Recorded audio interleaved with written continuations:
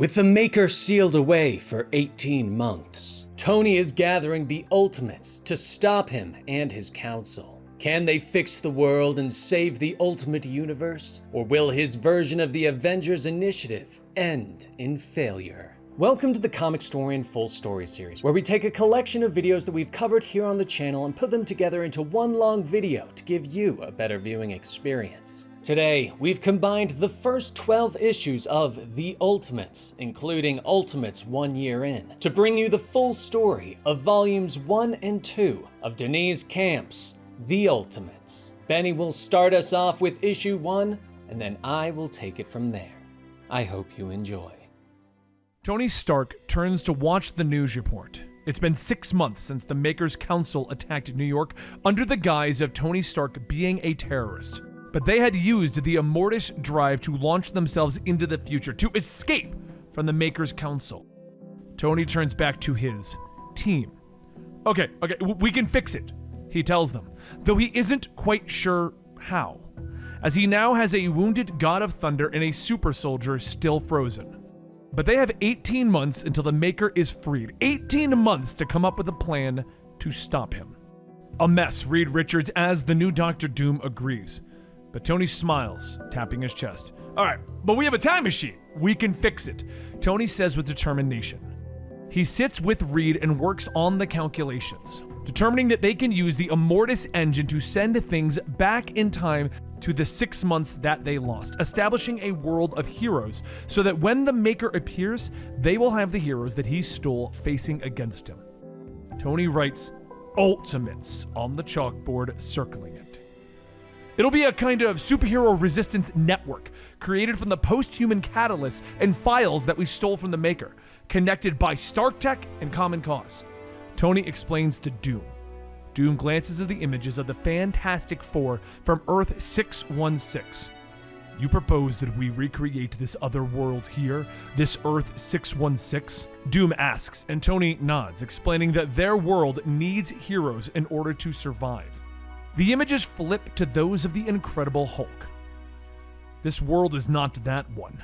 Realities diverge. The Maker purged himself of mercy. The people in these files are likely dead. This Dr. Doom, who's Reed Richards, says softly. Tony nods, agreeing, but believes that by using science, they can choose likely candidates to take up the mantle. Reed thinks on it for a moment before nodding with his helmeted head. Leave the calculations to me. We'll build your ultimate network 6 months in the past and have your army overnight, he tells him. But while Reed is working on the plan, Tony sets out to free Captain America from the frozen block of ice that he is in. But when Steve Rogers learns what has happened to the world, which includes the fall of America, he doesn't take it well. Though the others are able to eventually calm him down. Thor is another matter. Still with a gaping wound in his chest from their final battle, Tony visits the Asgardians, where Sif is sitting by the side of her king and her lover. How is he, Sif? Tony asks, and she stares at the pools of blood that have collected on Thor. This should be nothing for him, but it was a magical weapon. The blade won't close, she whispers, and Tony offers to help, but Sif shakes her head. It is the gods who grant gifts to mortals, not the other way around. Leave us, she orders. So the work continues. 6 days later, Doom and Tony have worked out the math and have chosen their candidates. They use the catalyst, wrapping them up in Stark Tech, preparing to start their plan, but Steve watches from nearby, shaking his head. It won't work, he tells them. Tony looks at him in surprise as Steve explains that they can't start a revolution from their living room. And heroes don't come out of boxes. It won't work, Steve tells them, motioning to the catalyst that they're going to be sending out. Tony motions to their blackboard calculations. There's some high-level math and engineering at work here, Steve. Hard even for us to understand sometimes. This should work, Tony promises. Tony moves forward, using the Immortus engine to send the catalyst coursing back through time, energy sparking off of the boxes, and they suddenly disappear, everybody pausing for a moment. That was it?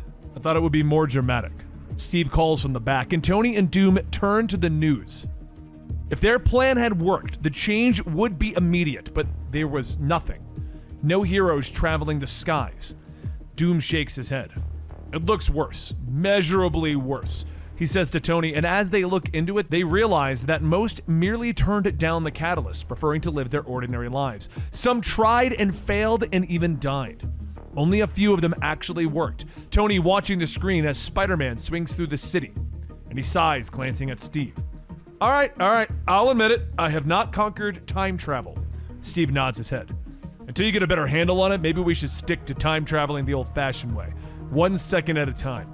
But Doom shakes his head. You're overreacting. One does not abandon an experiment simply after one failure. We have to troubleshoot and try again, Doom says, but Tony shakes his head. Steve's right.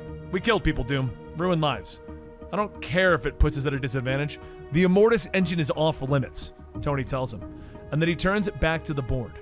Ultimates 2.0. He writes, circling it. Meanwhile, back in New York City, Hank and Janet, both pest control workers, are called to Flambe's restaurant in the city. The owner has reported something big in their storage area, eating the food and leaving a mess. Hank and his wife enter the area, Hank looking at the man. Don't worry, we'll take care of it. They move through the shadows, shining their lights and looking around.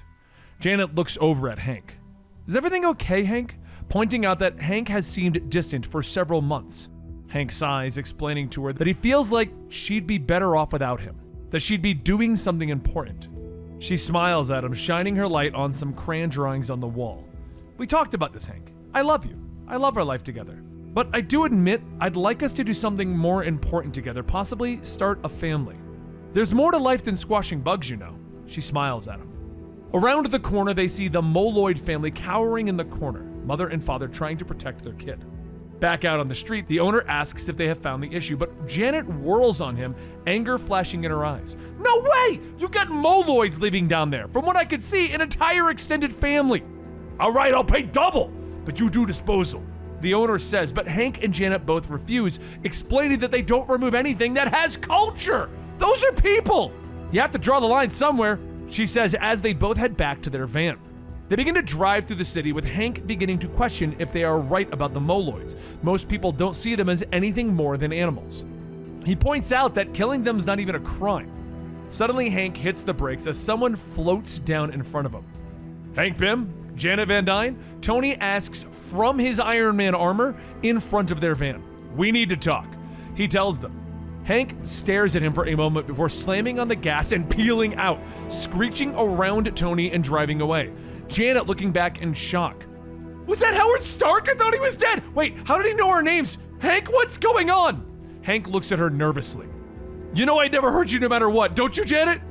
Janet looks at him in confusion, wanting to know what he is talking about, but something slams in front of the van, grinding it to a halt.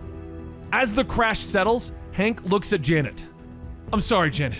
I love you. I'm so sorry.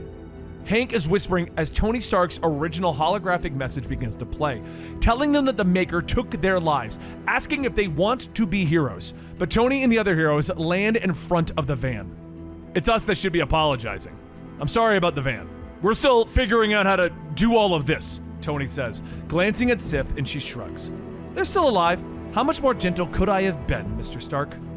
Tony's helmet slides away as he quickly tries to explain everything, his recording droning away in the background, explaining that they all should have been heroes, but due to the Maker's meddling, Hank was involved in an accident that left him with brain damage. You're Tony Stark! You killed thousands! Janet snaps as she pulls herself into the van. I hope you're not one of those people that believes everything that she hears, Mrs. Van Dyne. He lands in front of her, explaining that the world has been broken, that he and his team of heroes are going to fix it. Captain America steps forward. It's been 6 months and you still haven't accepted our offer. I don't blame you. You must have thought you'd be alone, which is why we've come in person. You won't be alone. We'd be here to help you. You'd be a part of something. Steve begins to tell them, and Janet looks at him in shock for a moment before turning back to Hank. 6 months? What is he talking about, Hank? But Hank can't even look at her. Before the heroes can explain more, Tony is interrupted by the arrival of Captain Britain and his forces. The heroes turn to face him as he speaks in French.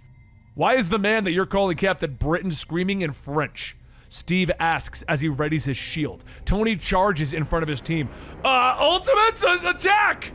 As the heroes fight against the Maker's forces, Hank shows Janet the message that he received, with the offer to make them heroes, the one that he hid from her.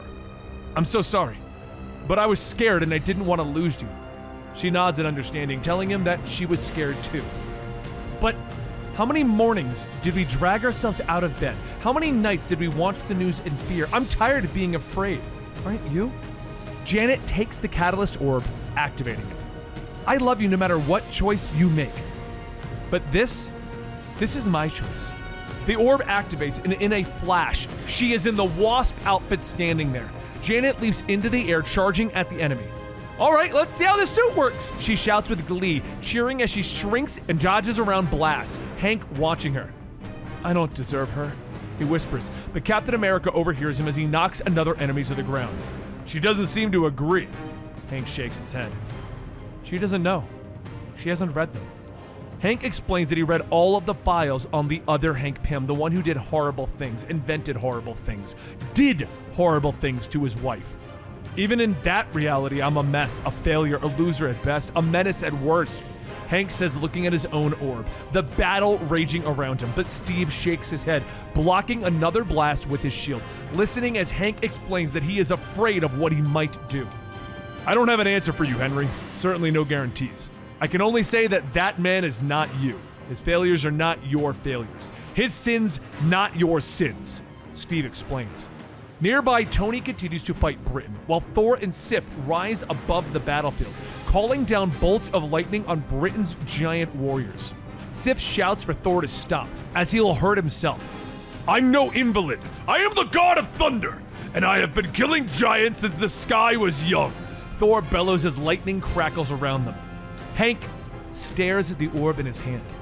No one can make this choice for you, but you've been driving around here with it at an arm's reach for 6 months. I'm no genius, but I think that means something. A look of determination crosses Hank's face from those words from Captain America. Nearby, Britain knocks Tony to the ground, ripping off his helmet, smiling at him. Stupid peasant. Who are you to oppose us? Britain sneers, but Tony hits the rockets, flying away. We're the Ultimates, and there are more of us than there are of you. Tony shouts, Britain looking up in surprise as a shadow falls over them, a massive foot moving through the air, squashing Captain Britain in his army. Janet flies up to Hank's face, smiling at him. And you said there's more to life than squashing bugs. Hank says with a smile. And so the Ultimates were victorious, but not just at defeating Captain Britain, but showing the world that there are heroes out there. Back on Tony's space station, the team watches the news showcasing Giant Man's massive foot. Well, it's an announcement, but what are we announcing? Doom questions, and Tony looks at his gathered team. I think it says, the Ultimates are here, and we're gonna leave a mark. Washington, D.C., the 4th of July. Secret Service stands out front. Their faces are cloaked by strange technology as they watch the gathering of civilians. Suddenly, there is a warning in their headsets. But the agents don't have time to react as the battle hits them with a loud boom. Civilians scatter in fear. One man pushes past a woman and her daughter, knocking them to the ground as he rushes to escape. It's them! They hate our freedom! They'll kill us all! He shouts. The woman looks up in fear as the villains approach. She holds up a hand to protect her daughter. No, please, don't hurt her, she shouts. But Captain America leans down and helps them to their feet. You've got nothing to fear from us, ma'am. We just want the big man in the big house.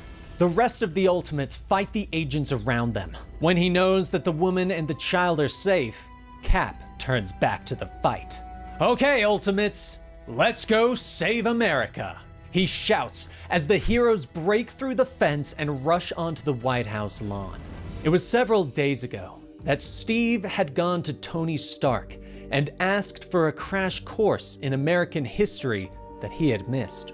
Tony nodded and set him up with a holographic display. I just gotta warn you, it ain't pretty, Tony had said, but Steve had to watch.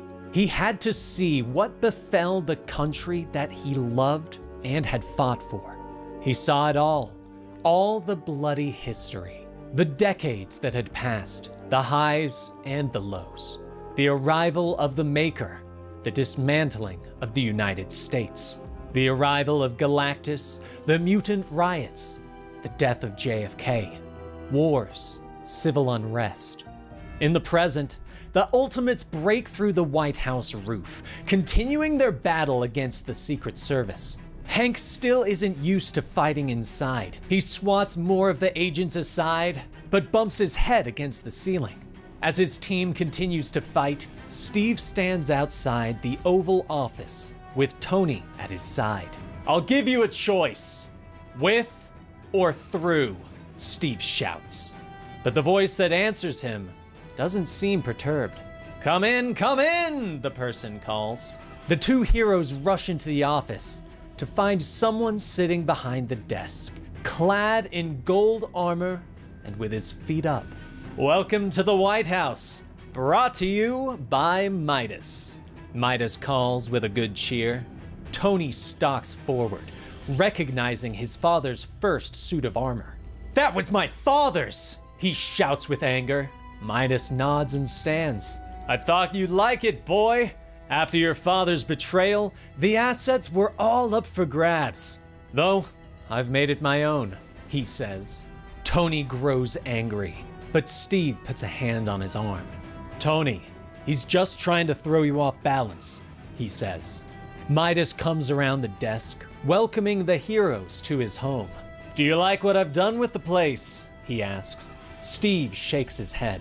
"I do not," he growls. Midas shrugs. "It's a free country," he jokes.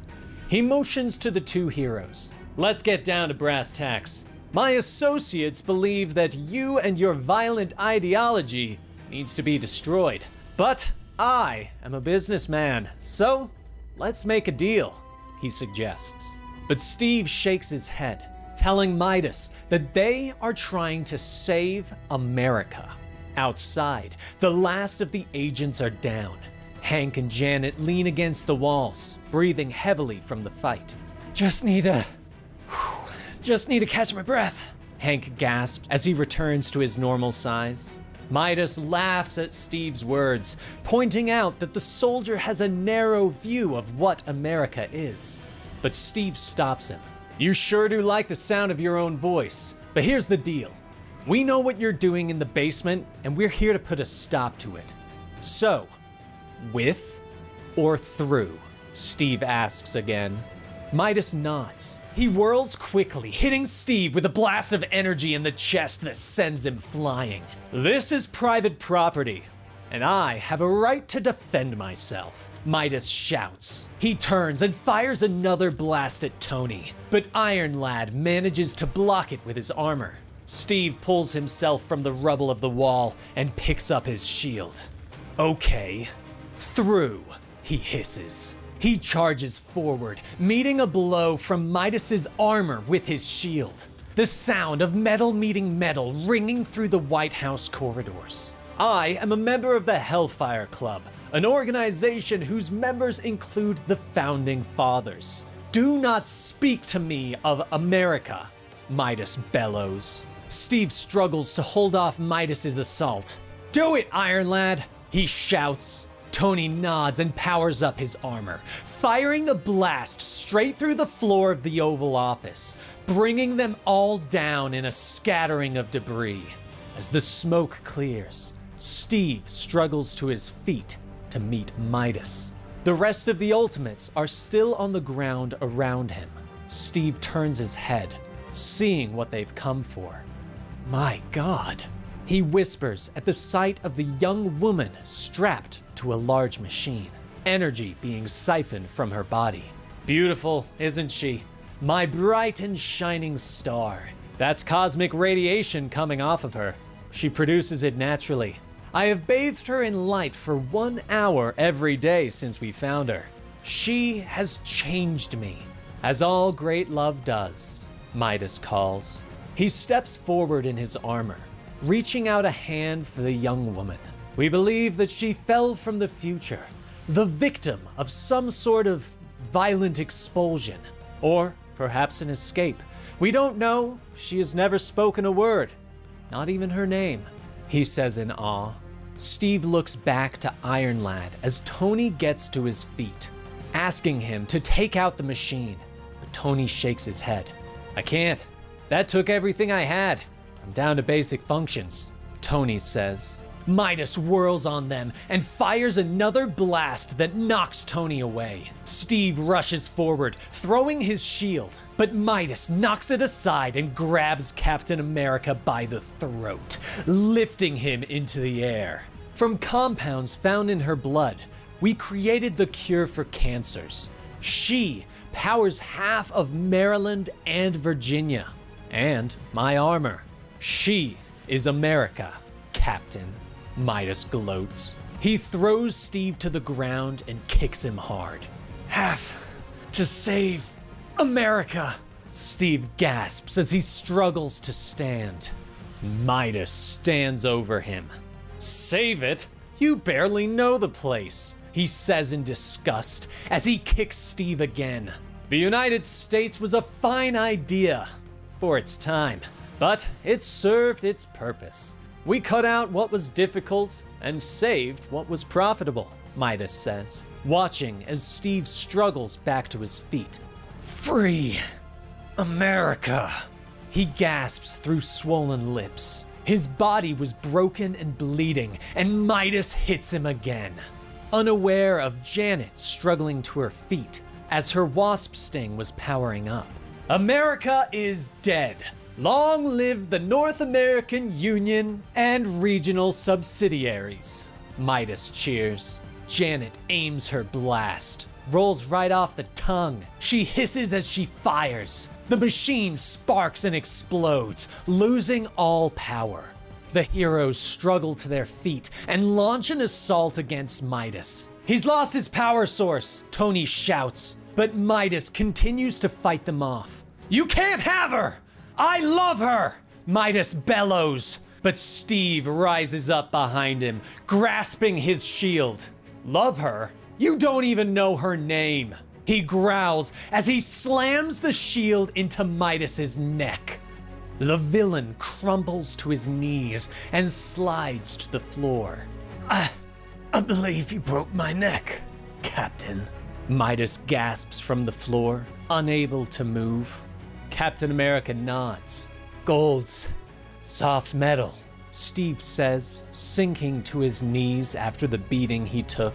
But Midas just coughs and laughs, telling the heroes that if they take the woman, there will be consequences. But Steve stands and crosses the room, helping the young woman down from the remains of the machine. It's okay, miss. We're here to help, he says as he lifts her up. A great injustice was done to you. Things will be better now, he says. Do you know your name? He asks as the heroes stagger out of the White House. Still groggy, she nods. America, she whispers. The Pacific Proving Grounds. Waves gently lap at the shore of an island. Birds call out as they swoop through the air, but the peace is destroyed. In the distance, a massive bomb detonates, sending a green mushroom cloud into the sky. The people of the island look up in shock. A wave of debris and disturbed earth rushes towards them, showering the island in glowing green snow. The children don't know any better. They reach out and touch it, rubbing it on their skin with smiles on their faces. 80 million tons of radiation fallout bathes the island, changing it forever. But this was the plan. Exposure to gamma radiation needed to be studied.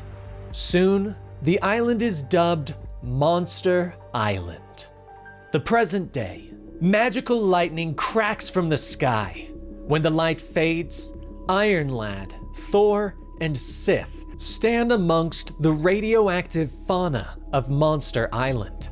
This must be it. Gamma readings are off the chart, Tony says, scanning their surroundings from the safety of his armor.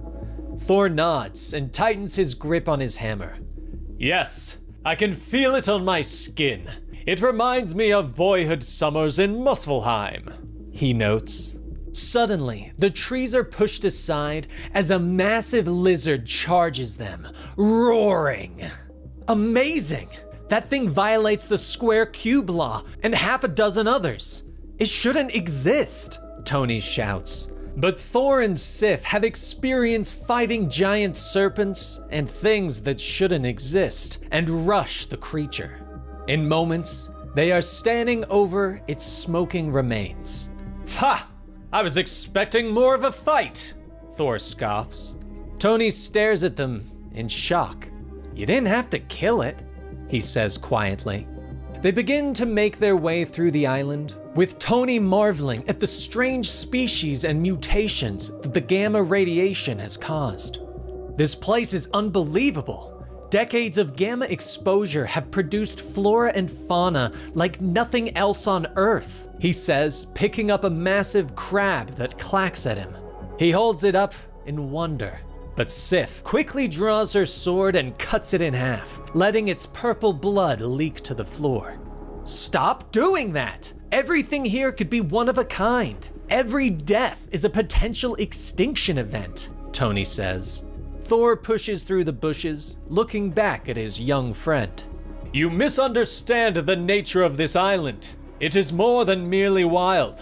This is a poisoned place. A place at war with itself. It would destroy us if it could, Thor tells him. Tony shakes his head, reminding them that this place has been wiped off every map, and the ocean surrounding it has been surrounded by a reef of radioactive battleships. This place is impossible to reach by normal means. I think he was born here, Tony says. Sif looks at him, questioning, but suddenly, there is a roar and a green monster leaps from the shadows of the jungle, slamming Thor into the ground and stepping on his head. Tony turns to meet it, but the monster whirls and slams a fist into him, knocking him away. Sif is knocked aside by a thunderclap before she can even react. The heroes gather themselves and stare at the green monster as it roars at them. This one's strong, Thor says with a smile as he readies Mjolnir. Is that what you're looking for? Sif asks as she draws her blade. But Tony isn't sure. The monster roars again and charges at them. Decide quickly, lad, Thor says as a magical lightning begins to crackle around his hammer. He whirls the weapon and throws it, but the monster blocks the attack, stopping the hammer in the palm of his hand before knocking Thor away with a punch. Sif leaps forward, her sword slashing against the creature's skin, but the blade does nothing. It barely notices, Iron Lad shouts as he peppers the monster with energy blasts. But Thor has recovered. He whirls his hammer and hits the creature hard, sending it to the ground. Rising up into the air, he calls forth the lightning. I'm afraid it's time for another extinction event, lad, Thor bellows as he prepares to strike. But a voice calls out to them. Stop! A woman yells. The heroes turn to see a female Hulk clad in island garb, stepping into the clearing. I am Leori Joanna Zakaria, protector of this atoll and everything on it. You are intruders. Stop now or accept my consequences, she says. Thor lowers his hammer and glances at Tony. Well, she is uncommonly eloquent for a monster, and comely, he says softly. Tony steps forward, trying to explain that they mean no harm, but Leori walks past them to the monster. Huh, I've heard that before, Leori says, as she takes the monster in her arms and begins to soothe it with a song. As the creature calms, it begins to shrivel in size, until it is only a baby in Leori's arms. The heroes look on in shock. Leori looks up at them, explaining that she and her tribe are the people of this island, that they were approached by Banner and his scientists, and when the islanders asked them to leave, Banner and his people tested their bombs anyway, and left us to live in the fallout, Leori says. She stands and begins to carry the child away, but Tony follows her. There are others like you? This could change the balance of power. An incredible Hulk army, Tony says. Leori glances over her shoulder at him. "Oh yes, there are more of us.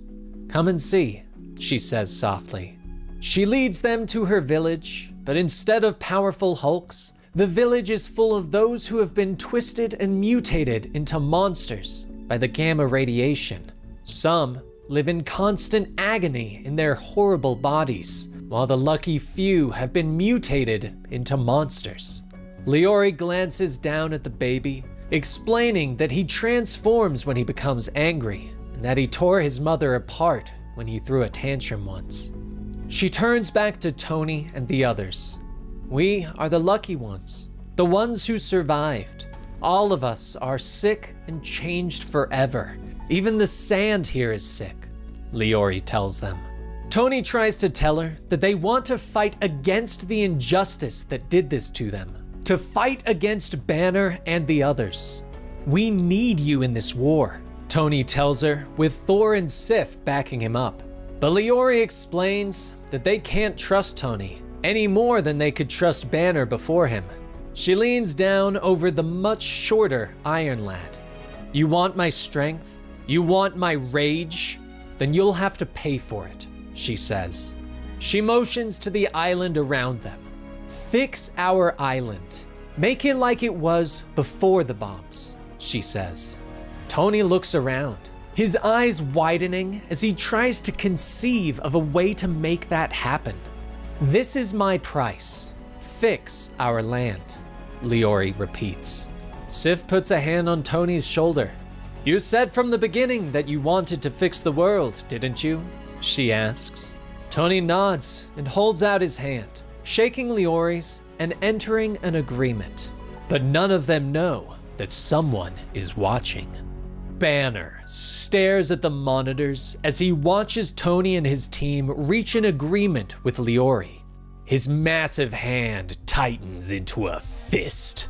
"No, this won't do. Assemble the immortal weapons. These ultimates are starting to make me angry." 15 months remain.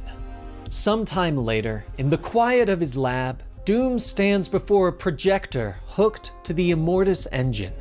Images begin to appear of a past that might have been. A young Reed Richards sits in a college classroom, holding up his hand to answer a teacher's question. Reed and his 3 friends are sitting on their ship, prepared to head into space to conduct his experiment. The 4, now transformed by cosmic radiation, become superheroes, using their powers and skills to help protect the Earth. A young Reed meets his college roommate, Ben Grimm, and the two shake hands. Test pilot Ben Grimm activates the rocket, preparing to take the journey that will change their lives. Reed Richards meets Susan Storm, the love of his life. The rocket blasts off into space.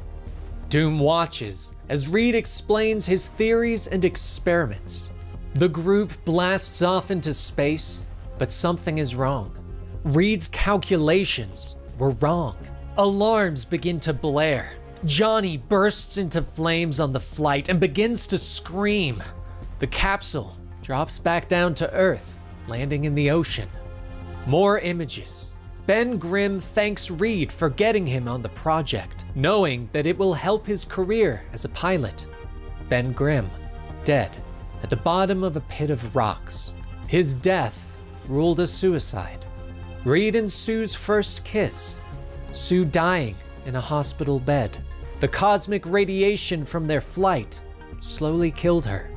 Reed wrote down his calculations for the flight, sure that he was right. Reed looks up to find himself in a room. The Maker stood over him with a smile. "Hello, Doom. Welcome to your brand new universe," the Maker says. Reed looks at him in confusion. Months seem to pass in the blink of an eye, and he has a beard. "What's going on? Where am I?" Reed asks. The Maker is doing his own calculations. They are in the room again. "Doom, doom, doom. I control the 4th dimension. I can squeeze centuries of pain into just a few moments," the Maker explains. The images shift again, and Reed is strapped to a strange device. "There must be some kind of mistake. I'm not this Doom," Reed shouts. Energy pulses through his body, and he screams with pain. The Maker leans over him. "I am the Maker. I do not make mistakes," the Maker explains. The images shift. The company won't back Reed's decision to go into space. The craft needs at least 4 to make the trip. Reed leans down to Sue. "What about your brother, Johnny?" he whispers, explaining that he wants to move forward, that he knows he's right. The machine continues, now beginning to stretch Reed's limbs.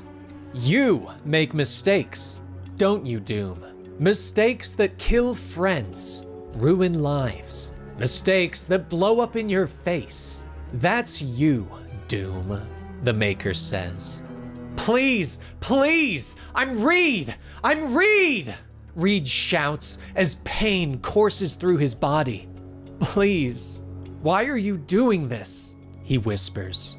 The images shift again. Reed's face has been ravaged. Now it is twisted and melted. "Doom is your name. I'm as sure of it as I am my own. Everything you touch, everything you are, everything you love, all doomed. Accept this and be free," the Maker says over Reed's screams. The Maker shifts around him and begins to tinker with Reed's mind. "Doom is what you bring. Doom is who you are. Now say it. What are you?" the Maker demands. The mask slips over Reed's face. The burning metal sizzled against his skin. The image shifts. Doom stands with the Maker. "I am Doom," Doom bellows. Tony's voice calls out to Doom, and he quickly moves to shut down the projector. "Doom, are you here?" Tony says as he walks into the quiet lab. "You missed another mission. We really needed you. If it wasn't for America, Giant Man would be dead," Tony says. He looks around, asking what Doom has been doing. Doom turns away, casting his eyes downward. "I suffer from periods of extreme despair. During these episodes, I am negatively charged, lost in an all-consuming universe where nothing is possible. I call it my negative zone," Doom explains. But he turns back, promising to try and communicate better in the future. Tony rubs the back of his head. "I didn't know that. I'm sorry, Doom," he says sincerely. Doom turns, showing Tony what he has been working on. "I have been working on Project 4. Progress has been made, as you can see," he says, motioning to the cage with the superpowered mice inside. But Doom admits that he is having trouble finding the correct dose of cosmic radiation, and that the mice keep dying. "The mutations are highly unstable. The mice keep dying," he says with a sigh. Tony offers to help, but Doom shakes his head. "This is something I must do on my own," he rumbles. "Don't be stubborn, Doom. We can't let your ego jeopardize," Tony begins to say. But Doom whirls on him, anger flashing in his eyes. "The billionaire boy king, pampered since the womb, accuses me of ego?" Doom asks, pointing out that it was Tony's refusal to use the Immortus engine that is forcing him to do this.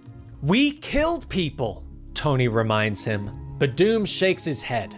"And how many lives has the Maker destroyed?" Doom demands. He points at Tony, shouting that he has no idea of real loss. "Perhaps you will one day, but I hope not," Doom says, calming. He turns back to the cage and reaches down, picking up the mouse that was stretching out, that now had no form and had melted into a puddle. "I have always felt incomplete, that something was missing, even as a boy. When I read the Maker's files, I at last saw the shape of this absence, the knowledge of reality's incompleteness. It is an awful burden. It changes you, makes you into something you never imagined you could be. Doom says softly as he holds up the formless mouse. I would tear down this world stone by stone to make it right again, Doom says softly. He looks up, seemingly remembering that Tony was in the room, and turns away. When the mice stop dying, the Fantastic Four will return, Doom says. Tony nods and turns to leave. Iron Lad, Doom calls out, giving Tony pause. A moment passes. Please close the door behind you. I have work to do, Doom says as he stares at the mice. Only 14 months remain. Aboard the secret Stark satellite known as the Triskelion, images of destruction flash across a screen in front of Tony Stark. He looks over his shoulder as Steve Rogers comes into the room. Steve, we got a problem, Tony says with a sigh. He shows Steve the images, explaining that over the last several months, several Roxxon sites have been hit by an eco-terrorist. The weapons used were a cutting-edge, self-printing, smart projectile weapon system designed by Tony himself. So, arrows? Steve says as he looks at the specs. Tony explains that the weapon was sent to someone on the maker's list. The man was supposed to be the hero Hawkeye, but he rejected our offer, Tony explains. Threw them in the trash can, you mean? Steve says with a nod. Tony agrees, but explains that someone else picked up the weapons and is now using them. Steve looks at the reports again. Tony, I'm not seeing the problem. This is what you wanted. Citizens taking up arms against the Council, its allies, and its infrastructure? Steve points out. Tony nods in agreement, but explains that he doesn't want anyone else getting hurt. He looked into the man using the arrows. I finally had a chance to run this person's numbers. It doesn't look good, Steve. Their heroism score was in the bottom 10th percentile, and on the villain potential index, Tony explains. But Steve stops him. Some things aren't captured in numbers, Tony. I thought you'd learned that after what happened last time, Steve says. Tony nods again, but explains that he doesn't want these weapons in the hands of someone he doesn't trust, that he doesn't want to be responsible for any more deaths. Steve finally agrees. I'll take care of it, he says with a sigh. Later, at the Roxxon refinery, 1.5 miles from the Missouri River, Captain America raises his hands slowly. The terrorist takes careful aim with a repulsor arrow. So they sent a cowboy, huh? Hawkeye asks. Charlie Ramsey, you know why I'm here? Steve asks the young Native American. Hawkeye shrugs. You're one of those ultimates. Shouldn't you be blowing up a school or something? He asks. Steve motions to the refinery destruction around them. Blowing things up seems to be your thing, he points out. Hawkeye smiles as he fires an arrow. Draw, cowboy, he shouts. Steve moves quickly, leaping over the arrow and drawing his shield. But the repulsor arrow suddenly turns in the air and comes back at him, slamming into Steve and knocking him away. Hawkeye reaches back and crafts another arrow as Steve struggles to his feet. I know all about cowboys, Hawkeye says, pointing out that even though the old movies showed cowboys killing Indians, his father always loved them. He fires a sonic arrow that goes screaming past Steve, stunning him briefly. But Steve gets back up quickly. Stop, I didn't come here to fight. I just need those weapons back. They're dangerous. You can't be much older than 16. Steve shouts. Hawkeye stares at him. How old were you when you put on that suit? Took a stand, he asks, demanding to know why Steve is allowed to be a hero. The guy who made this, Tony Stark, he gets to be a hero. But me? I don't meet the criteria? I failed a test or something? Hawkeye asks, aiming for Steve's head, but he raises the arrow at the last second. You know what they do, these Roxxon energy partners? Hawkeye asks as he lets loose the arrow, and it opens up in the air, releasing a dozen cluster bombs that fall all around Steve, who backflips away. They do whatever they want, Hawkeye says, explaining that they destroy the land and poison the drinking water. And when his people try to fight back and protest, to stand up for what they believe in, they kill us, or throw us in jail, or force us off our land, he snaps.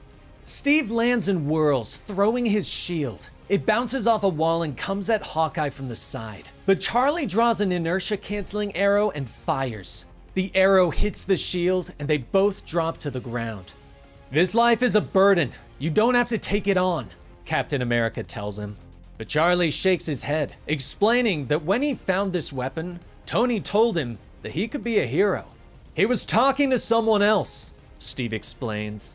I know, Charlie shouts, but explains that the vision isn't important, that it is the person that gives it power and meaning. He keeps firing arrows at Captain America, who dodges and attacks. Steve finally has had enough and rushes forward. He grabs an arrow out of the air and snaps it, tossing his shield at the last moment to knock Charlie to the ground. Charlie falls to the ground, the bow clattering away. He looks up to see Captain America standing over him. Just like the movies, cowboy wins, an Indian dies. Everybody cheers, Charlie sighs. But Steve reaches down and helps him to his feet. No one's dying. Get up and use those eyes, Steve says as he turns to the sound of approaching vehicles. Charlie turns his targeting vision to the other end of the refinery, where Roxxon mercenaries have arrived, loaded for a war. There's 1,000 of them, Charlie whispers in surprise. Steve nods and retrieves his shield. I tried to tell you, what you're doing is dangerous. That is a Roxxon cleanup crew, Steve tells him. He picks up the bow and hands it to Hawkeye. Tony told me that with proper training, an operator could stop a small army with this weapon. I hope you've been practicing, Steve tells him. The two charge forward, meeting the Roxxon mercenaries head on. Later, as the last of the soldiers fall, Captain America and Hawkeye stand victorious. Not bad, Hawkeye. Not bad at all, Captain America says with a smile. We should get out of here. More will be coming, Steve says as he starts to walk away, but Hawkeye is confused. What about our fight? Don't you want your arrows back? He asks. Steve shakes his head. No, I was never going to take them back. I just wanted to be sure before I told Iron Lad that he didn't miss his target, he says with a smile. Meanwhile, elsewhere, Bruce Banner watches the battle on the monitors, ignoring the head of Roxxon's complaints. He knows the only way to destroy the Ultimates. He has been studying them. The Ultimates operate as an insurgency. You can't destroy an insurgency piece by piece, he explains. He turns away from the monitors, anger flashing over his brutish face. I'm going to kill them all at once, he growls. 13 months remain. Beneath the earth, Tony Stark stands before the doorway to a damage control black site. He turns back to his team, the fully gathered members of the so-called Ultimates, for the first time. Tony looks at them all. The Human Torch, Hawkeye, Sif, Thor, Captain America, Wasp, Giant Man, She-Hulk, and America Chavez. The only member missing was Doom, who had stayed behind on the secret satellite to conduct experiments on the time travel device. The heroes all look determined, and Tony nods. This is a rescue mission, Tony tells them, explaining that hacking into the Council's overnet had led them to information about this superpowered prison within the damage control black site. The Council's getting nervous, and the prisoners are set to be executed tomorrow, unless we do something about it, Tony continues. Giant Man raises his hand. Should we all just be standing out in front of the secret facility like this? He asks.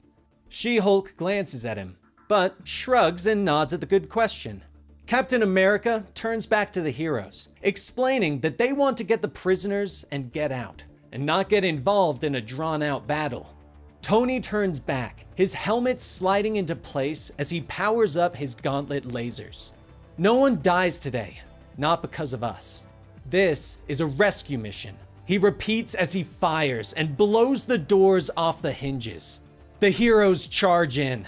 Ultimates, assemble! Tony starts to say, But his words trail off as he looks around at the vast city before them. A magnificent sky blazes overhead, full of more stars than anyone can count. Sitting before them is the Hulk, surrounded by his acolytes as he pours a cup of tea. He glances up at them. At last, patience is a tree with bitter roots that bears sweet fruits. Will you join me for some tea? He asks politely. But She-Hulk is not polite. She bellows with rage as she rushes at the monster who poisoned her island.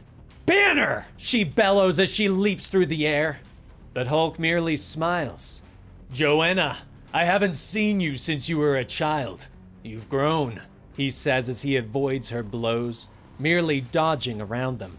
Hate has made me strong, and I have been saving all my hate for you, she shouts as she continues to try and punch him.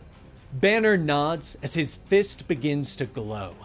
Rage can be a devastating weapon in the right hands, Hulk says as he hits the woman with the atomic iron fist, launching her into the air until she lands hard enough to create a crater. With a sigh, Hulk returns to his seat, crossing his legs and motioning towards his visitors. Now, how about that tea? I made enough for everyone, he says simply. Meanwhile, back at the satellite, Doom is watching the monitors and is shocked as the entire team's locators go offline at once. What have you gotten yourself into now, Iron Lad? Doom whispers to himself. Back in the city, America turns back to the entrance to find that the door is gone and there's only a brick wall. We're trapped, she shouts. Iron Lad looks at Hulk, demanding to know where they are. Hulk smiles as he pours them tea. I have brought you to heaven, the immortal city of Kunlun to be precise. I rule all 7 of heaven's capital cities, Hulk explains. The Ultimates prepare for a fight, Iron Lad out front. Don't be afraid of him. There's 10 of us. He is still just one man, he says to his team. Hawkeye nods and draws an arrow. One giant radioactive man, he scoffs. Hulk holds out the tea for his guest, but sighs when he realizes that they aren't going to accept his offer, and he motions to his acolytes, who stand and ready themselves. They hold up syringes of green liquid and jab themselves. I'd hoped we could be civil about this. I made tea. The tea is a much more peaceful death, he says to Iron Lad. The acolytes begin to transform, their bodies warping into green monsters. Hulk nods. I suppose the time for tea is over, he whispers. The immortal weapons of the Hulk stand ready and launch themselves at the heroes. Meanwhile, Doom is continuing to search for his lost comrades. This is impossible. These instruments should be able to find them anywhere in the universe, he whispers as he taps the computer. The Ultimates launch themselves into the battle, with Iron Lad rushing at Hulk. This is what you wanted, isn't it? My attention? My anger? Hulk asks. He dodges a laser blast and kicks down at Iron Lad, driving him into the ground with the thermonuclear thunderfoot. Well, congratulations! You have officially made me angry! Hulk growls as he grinds Tony into the ground. Human Torch, Hawkeye, and Captain America launch an attack against another acolyte, but their blows seem to just bounce off the enemy. Heaven's a lot more violent than I thought it would be, Hawkeye notes as his arrow bounces off his opponent. Giant Man and Wasp fight against Fat Cobra, who collides with Giant Man and brings him down. You're supposed to be pacifists. I listened to the Hulk's audiobook about it, Hank grunts. Janet buzzes around Fat Cobra's head and hits him with wasp stings. Sorry, honey. People will say anything to sell books, she says to her husband. Hulk smiles as Tony struggles to his feet. The other Ultimates are falling around him. Sif is knocked from the air, and Thor is surrounded. You call yourselves heroes? You're just children, Hulk scoffs as he strikes Tony again, breaking through his shields. I will teach you about power and the real world, he says as he hits Tony again, knocking him away. But Doom has finally reconnected with Iron Lad's visual feed, and his eyes widen in shock as he watches the battle. Thor is brought down. Sif falls next. Fat Cobra whirls on Janet and plucks her out of the air. He opens his mouth wide and bites down, seemingly swallowing her whole. Hulk stands over Iron Lad, whose shields flicker as they try to come back online. Hulk smiles as his fist begins to glow. You know, as the worldwide symbol of peace, I've missed blood on my hands. I wonder if Gandhi ever felt this way, Hulk says as he slams both fists down on Iron Lad, crushing him into the ground. Back in his lab, Doom is already working fast, trying to figure out the calculations for his plan to work. The teleportation device is nearby. In heaven, Hank bellows with rage as he grows even larger. Jan! I'll kill you! He screams at Fat Cobra as he brings his fist down. But the gamma-powered acolyte stops the blow and laughs. But something is wrong. His stomach begins to quake, and blood flies from his mouth. Suddenly, he is ripped apart from the inside as Janet enlarges inside of him. She gasps for air and collapses to the ground. Her body is still smoking from stomach acid. Back at the lab, Doom puts his plan into motion. 7 seconds and 7,000 unknowns. One mistake and everyone is dead. Again. He whispers as he activates the teleportation device. Hulk tosses Iron Lad's shattered body away. I should thank you. Blowing up pipelines, destabilizing power grids, burning down the White House. You've only driven them deeper into our arms. Nothing makes one crave the status quo quite like a violent threat to it. In time, they'll come to wonder if you ever truly existed. If the whole thing wasn't an elaborate conspiracy, if you didn't really work for us all along, Hulk says as he stomps forward. Tony looks around weakly. His team has fallen. The Gamma Acolytes stand victorious. In a way, I suppose you did, Hulk says as he reaches down and picks Tony up. Rest now, little Stark. You've earned it. In the end, you were our best little soldier, Hulk says softly as he crushes Tony between his hands. His armor and body shattering as Hulk drops him to the ground. No! Joanna shouts as she leaps forward, slamming into the Hulk and knocking him away. She brings him to the ground and hits him again and again. You destroy everything! Enough! She bellows. But Hulk catches her next blow. I'm impressed. In a different world, your spirit might count for something, he says as he crushes her hand, shattering it. He pushes her off and stands tall, his fist glowing once more. But this is not that world. Take heart though. Your defeat will avoid a wider conflict. Your sacrifice saves millions of lives, he says as he prepares to strike. But Doom activates his plan, and the Hulk stares in shock as the entire team suddenly disappears before his eyes. Doom lets out a sigh of relief as his plan works, and the Ultimates reappear on the station. Everyone begins to pick themselves up, but are startled by Joanna's cry of anguish. They all turn to see her cradling Tony's body. No, you were too late.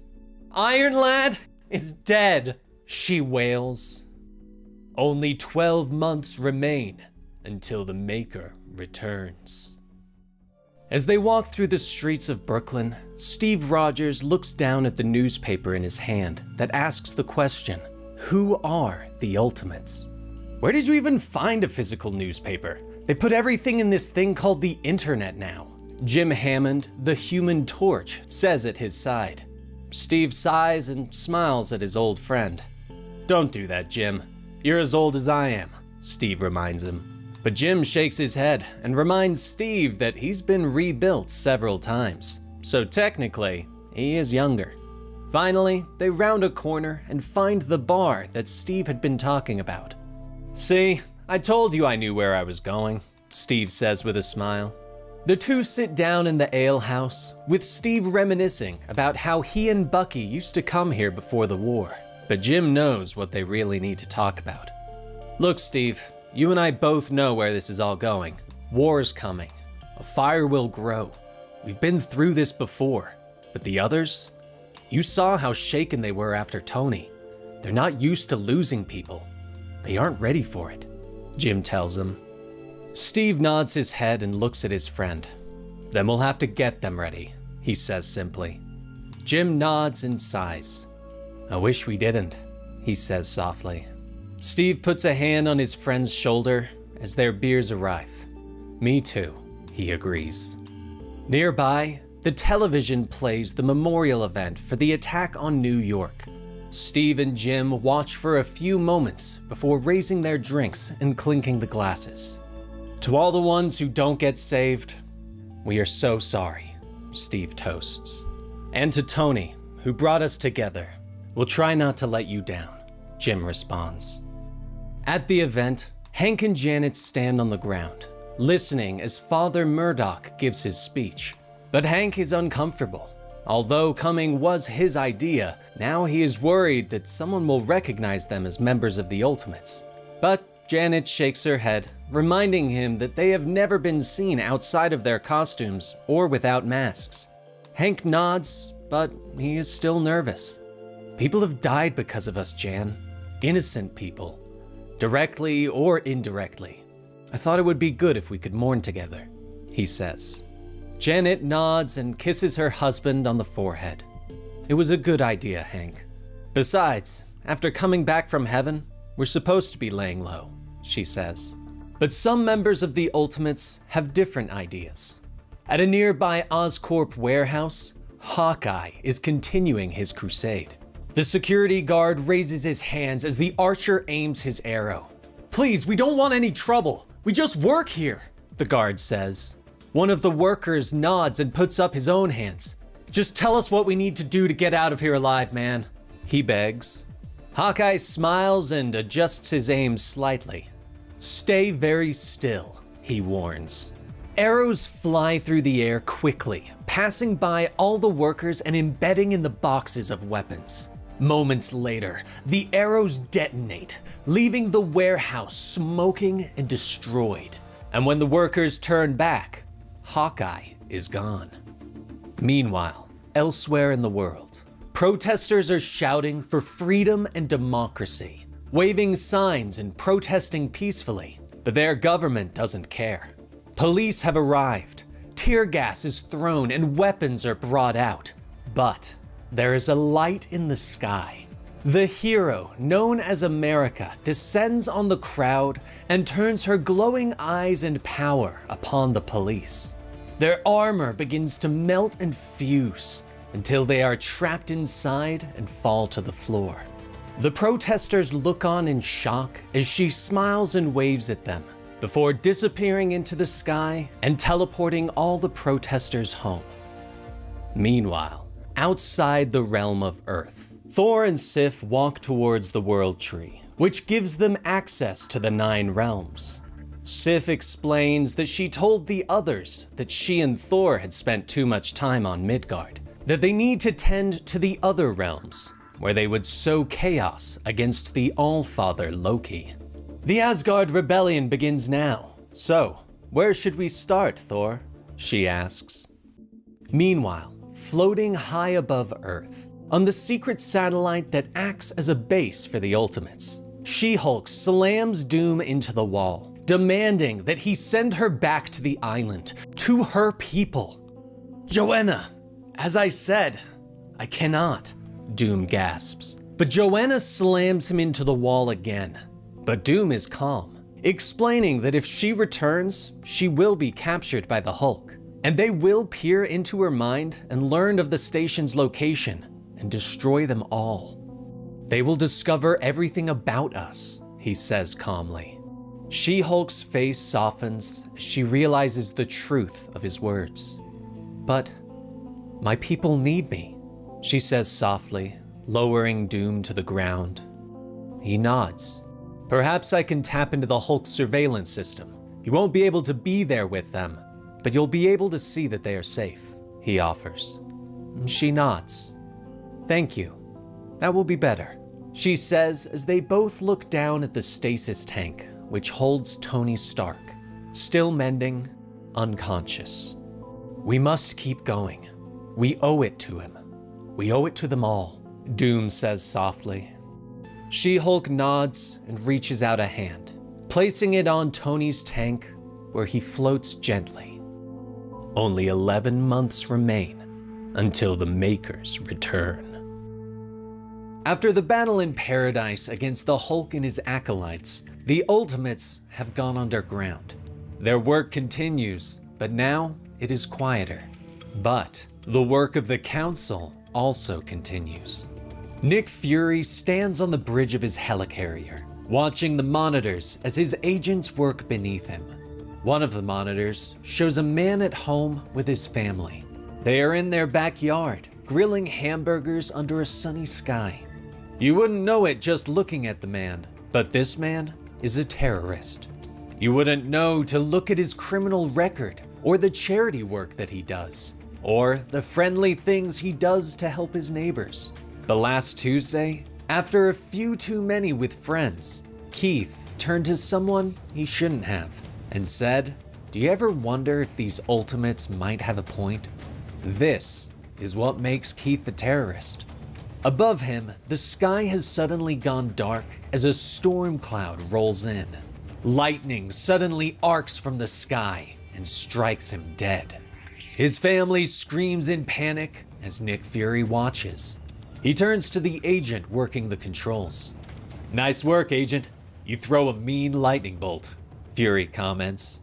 High above Keith's home, where hand agents have already arrived and begun searching the premises, the hand helicarrier continues onward, disguised as an endless lightning storm, as it continues the work that the Makers set before Director Fury.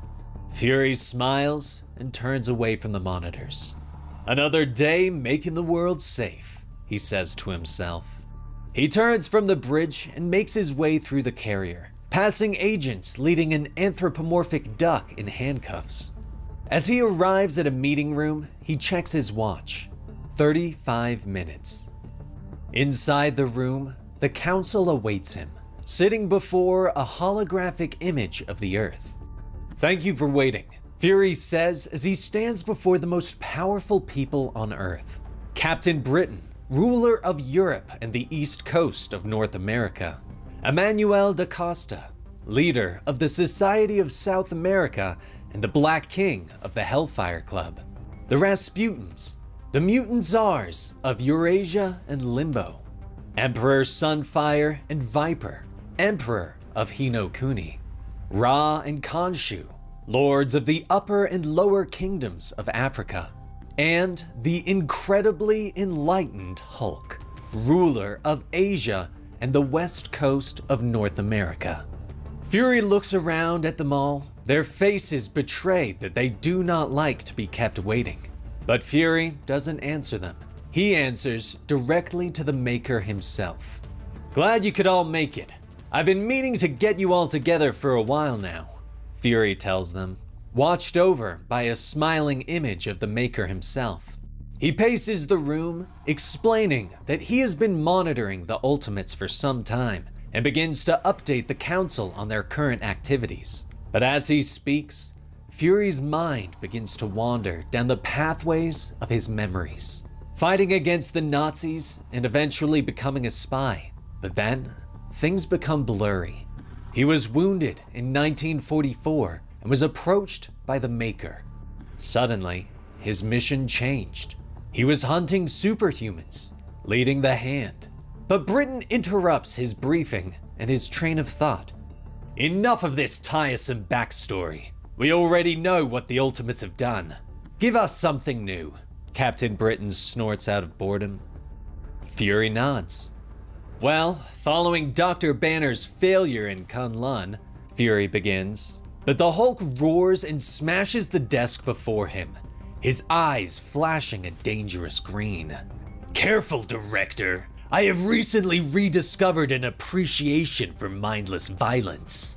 I know that I killed the Stark boy.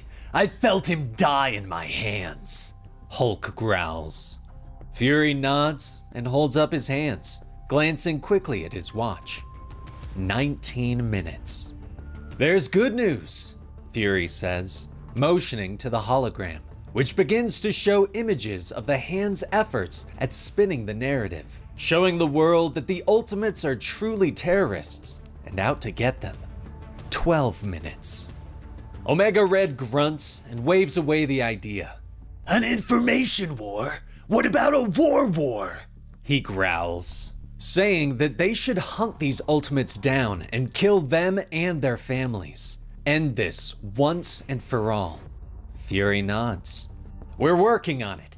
Their technology is decades ahead of anything we found outside of the city. Besides Tony Stark, the identities of the Ultimates are closely kept secrets. They could be anyone, Fury explains. Emmanuel sighs and stance. So you have nothing, he says as the others join him and they head for the door. But Fury calls for them to stop. Wait, there's more, he says. He motions to the 3 random civilians that enter the chamber. With an order from Fury, the civilian disguises fall away to reveal 3 hand agents.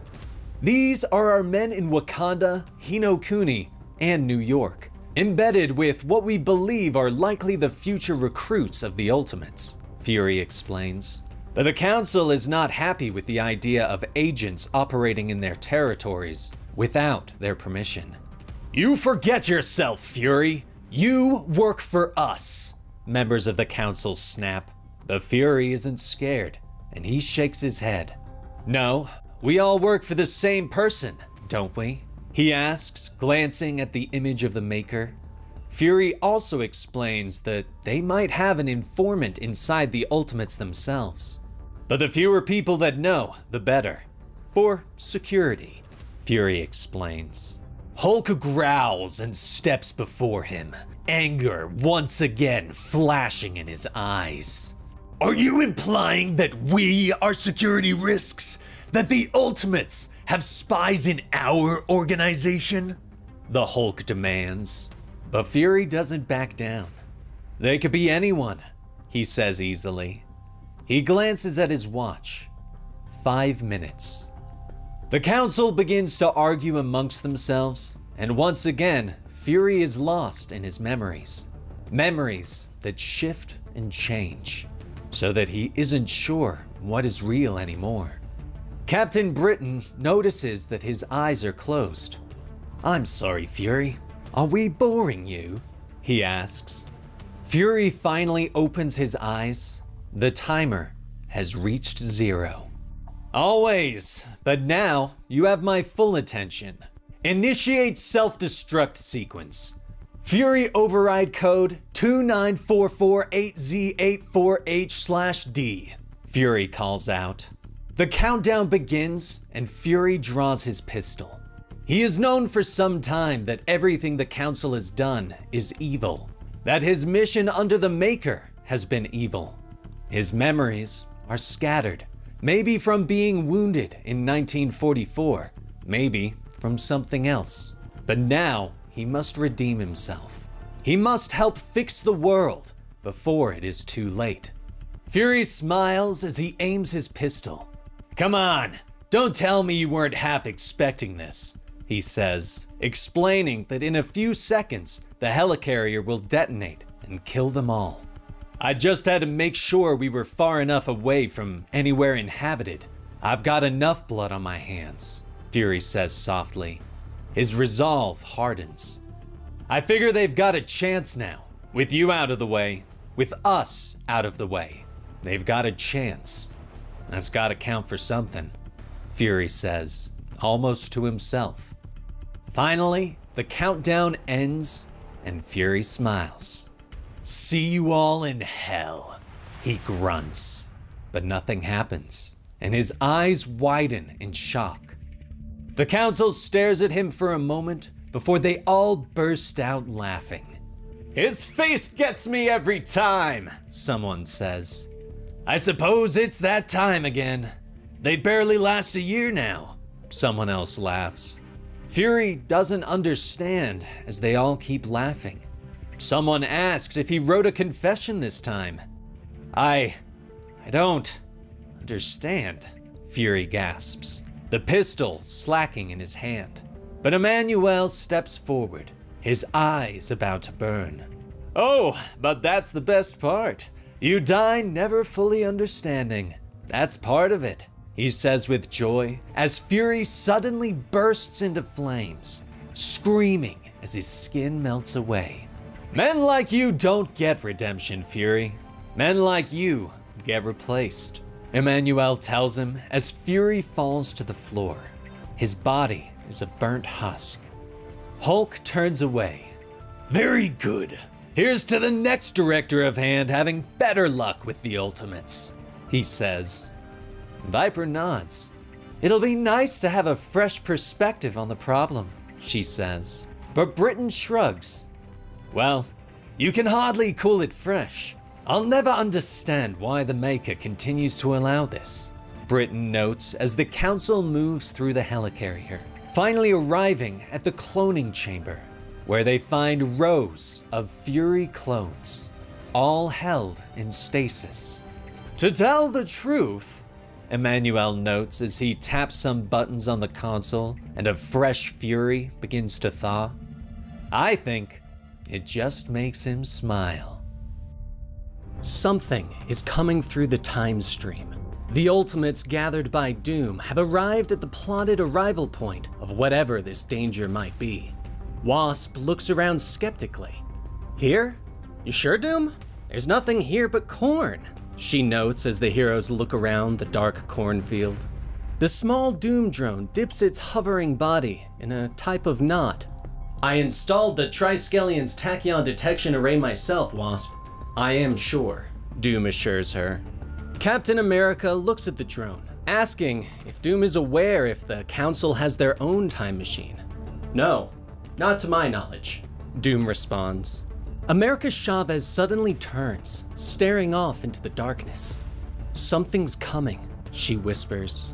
She begins to walk towards the empty field, rocketing through the fourth dimension, pre-wake of exotic particles as they skim the cosmic superband. She begins to babble to herself. Suddenly, there is a great boom as something rips through the time barrier and slams into the field. A massive ship. The Ultimates scatter as the ship skims along the ground until it finally comes to a rest. The door suddenly opens, and out steps a blue-skinned woman with red hair. The woman looks around for a moment before her eyes fall on America, and she smiles. "We've crossed uncountable eons, pursued by 4D hyper-conquerors through the rise and fall of empires, waded through drowned armies of twisted pseudo-legends, all to find you, America, our America," the woman says as she moves forward, but America takes a step back. Do I know you?" she asks. The woman is shocked. She reaches a hand for America, who pulls away. "We are the Guardians of the Galaxy, the greatest heroes of the 61st century. Know us? You're one of us. We came here on a ship powered by pure hope to save you from this broken past," the woman explains as the rest of her team steps off the ship. Nearby, Wasp glances at the Doom drone. "Are you getting all of this?" she whispers. The drone nods. "I am. It appears they have a time machine too. How interesting," Doom whispers through the drone. The woman reaches for America again, but Steve steps between them, his shield up. "Hey, back off a little, miss. You're being aggressive," he warns. Anger flashes in her eyes and she blasts him with energy, knocking him back. "This does not concern you," she snaps. Cap struggles to his feet as the rest of the Ultimates rush forward. "Yeah? Well, consider us concerned. Cap growls. Doom sighs through his drone. Another pointless fight. Who could have predicted? The Ultimates rush to fight the Guardians, but the blue-haired woman steps forward and shields both herself and America. "You must remember us, America," she insists. She motions to the team, introducing Star-Lord, Master of the Solar System and Lord of the 12 Houses beyond the Sun, as he fights against Giant Man and Wasp. The Ultimate Nullifier, who shot Mephisto through his black heart and erased the concept of eternal suffering from the universe, as he fights against She-Hulk, using his pistol to nullify her kinetic energy and stop her momentum. Cosmos Starstalker, the psychic dog who stayed behind to protect humanity as all other canines ascended to a higher state of being. The ultimate good boy. The woman turns back to America. "And I'm Captain Marvel, protector of the universe and wielder of the Omnibands," she says. But America shakes her head, pointing out how the Guardians are attacking her friends. Nearby, Captain America throws his shield as he flips through the air, dodging rounds fired by the Ultimate Nullifier. Captain Marvel turns back to Cosmo, asking the canine to use his powers to look into America's mind and restore her shattered memories. Cosmo begins to reach out, but suddenly is knocked back. "Butchers! Her mind, it has been cut open, again and again, with primitive psychic instruments, like performing brain surgery with a rusty saw," Cosmo snaps. He shakes his head as he looks back at Marvel. "I'm very sorry. Those memories cannot be retrieved.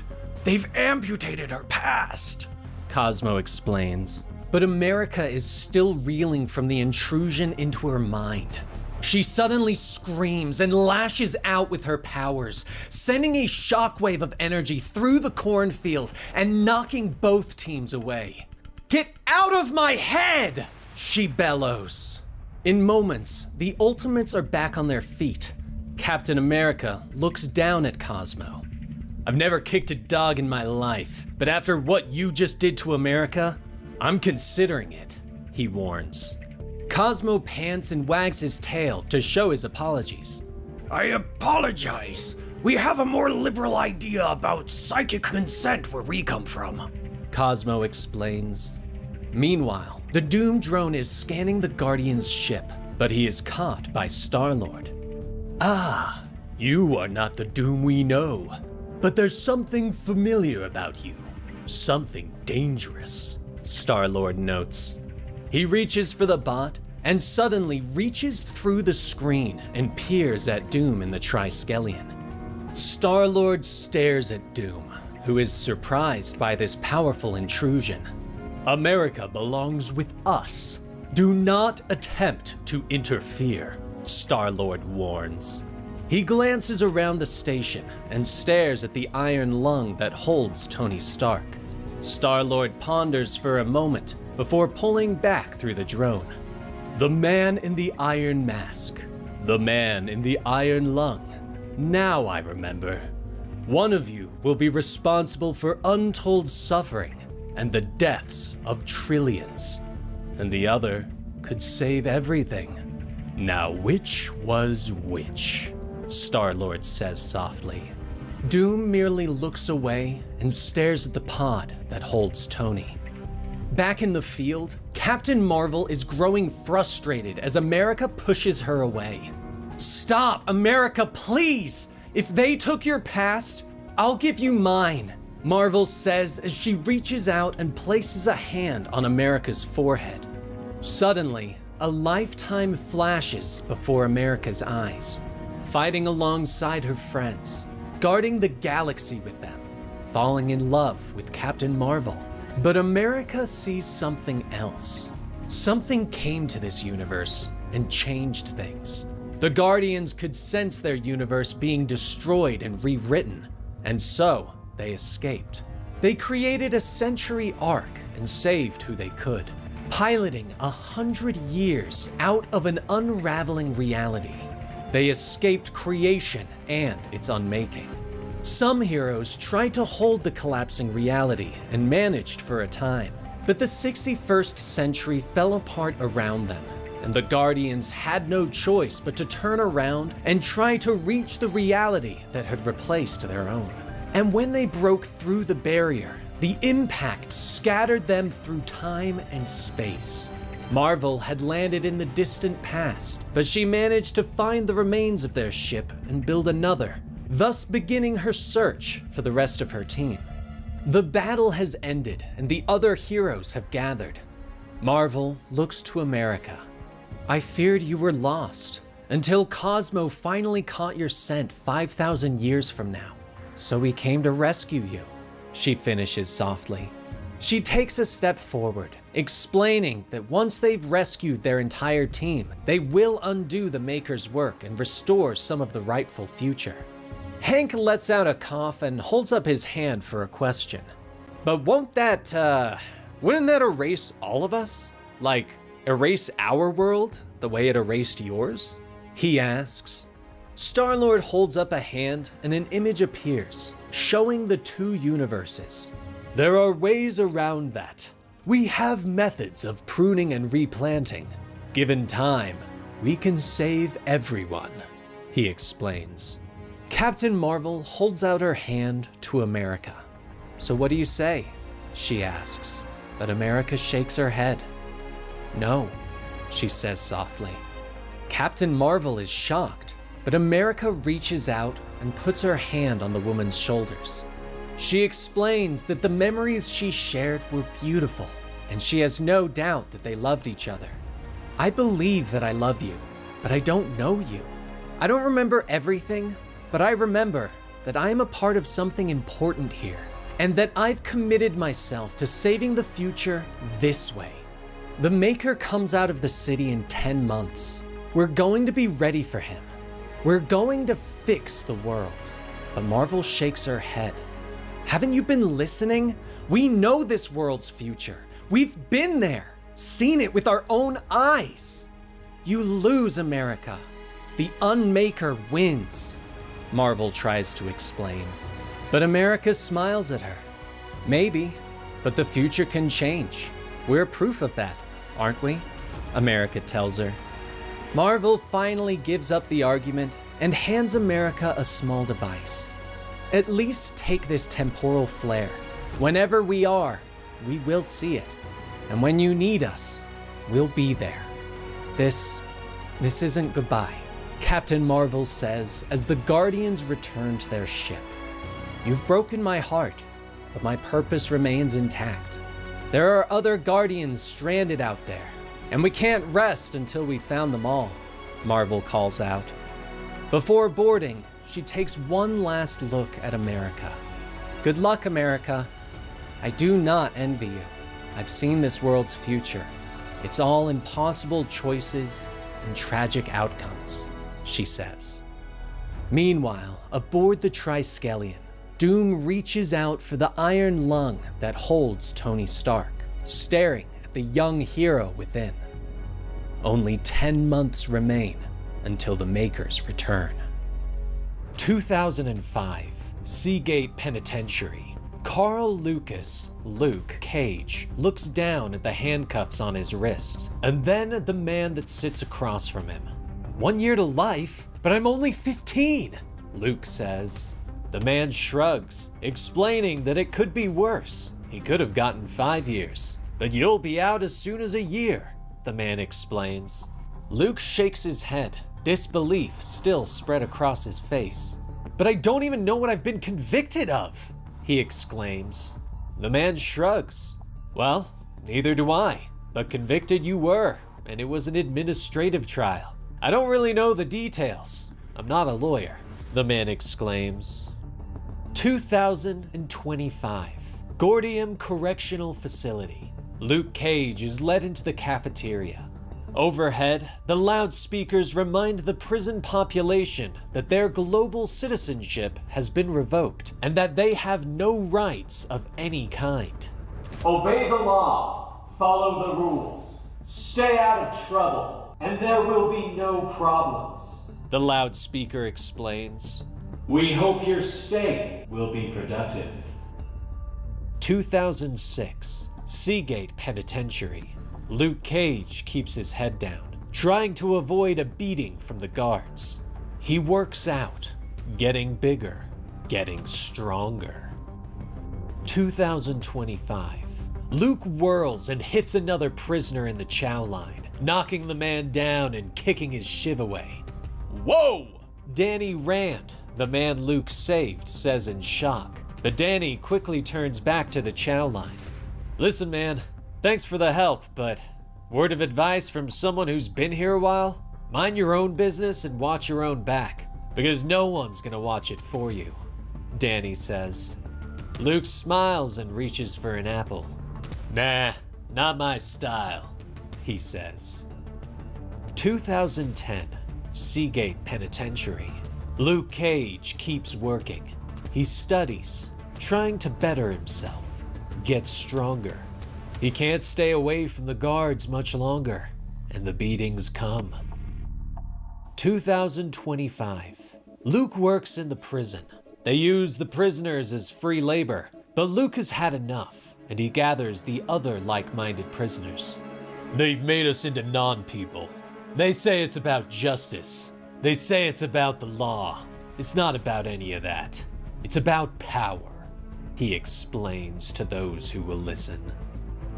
2014, Seagate Penitentiary. Luke's doors open and a group of guards walk in, batons at the ready. We hear you're a real go-getter, Cage. Forming your own prison gang? They growl. Luke gets to his feet, trying to explain that it's just a reading group, but the baton swings and hits Luke at the knees, bringing him down. You're a troublemaker and a dangerous element. It's in your file. It's been in your file since you were born. The guards snap as they surround Luke and raise their weapons, bringing the batons down again and again until they are covered in blood. Stupid convicts never learn, one of them puffs as they walk out of the cell, leaving Luke in a pool of his own blood on the floor. 2025. Luke has gathered those around him, explaining that they can no longer be fighting amongst themselves, that it has to be the prisoners versus the guards. Us and them. The guards are our enemy here.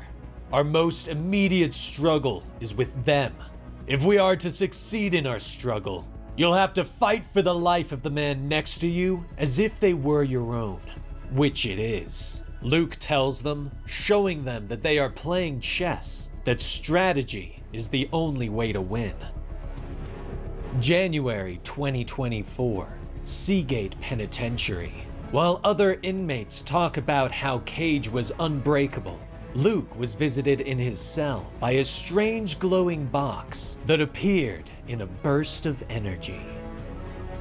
2025. Luke has laid out the plan. They have gathered the plans for the prison, found the weak points, gathered his followers, explaining that the only way to beat the system is to destroy it and build something different, something better. We must take power back for the people, many of whom will first be afraid of us. That's okay. We are going to scare them, not to death, but to life. We go tomorrow, Luke tells his followers. January 2024. The glowing box suddenly opens, revealing a hologram of Tony Stark. Luke Cage, this is for you. A catalyst. Ionic catalyst that will allow you to gain unbreakable skin and unbelievable strength. Tony explains as a glowing orb floats up. Luke reaches for it, and an energy pulses over him as he is transformed. Together, we will free the world, Tony says as blue light fills Luke's cell. They stole your future, robbed you of your destiny. Do you want it back? Tony asks. 2025, Gordium Correctional Facility. Luke and his followers have been captured. They are chained and led out into the yard. A prison break? You thought you could hide a prison break from us? One of the guards asks as he readies his weapon. The prisoners are led to the wall, and and made to face the firing line. If any of you could be trusted, you wouldn't be criminals now, would ya? It's just in your nature. Just because you break the law doesn't make you a criminal. A criminal is just something you are. Well, something you were, the guard says as they raise their weapons. They open fire and spray rounds into the group, but they are focused on Luke, the leader of the bunch. But when the smoke clears, Luke is still standing, smiling at them. "All right, gentlemen, we're taking over now," Luke says to his followers. January 2024. Luke crashes through the wall of Seagate Penitentiary, leading the prisoners in a full-scale riot, leading them to victory. 2025. He breaks through the chains with a simple flex and moves forward, smashing the ground and throwing the guards away. "Follow the plan! All power to the people!" Luke shouts to his followers, and the chant is picked up throughout the prison. June 2024. Tony Stark hovers over the prison and speaks with Luke Cage, who now runs things. "Congratulations on taking the prison and freeing yourselves, Mr. Cage, and welcome to the Ultimates. You're one of the few of the first generation who worked out. We can get you out of here." Tony begins to explain, but Luke shakes his head, believing that he can do more from the inside. "I don't understand. After all you've endured?" Tony asks. Luke nods his head, making sure that he is sent to Gordium Correctional next. "Because of all I've endured, I know I can't get free until everybody's free," Luke explained to Tony. February 2025, on the Triskelion satellite, Leori leans over the stasis tank that is healing Tony Stark.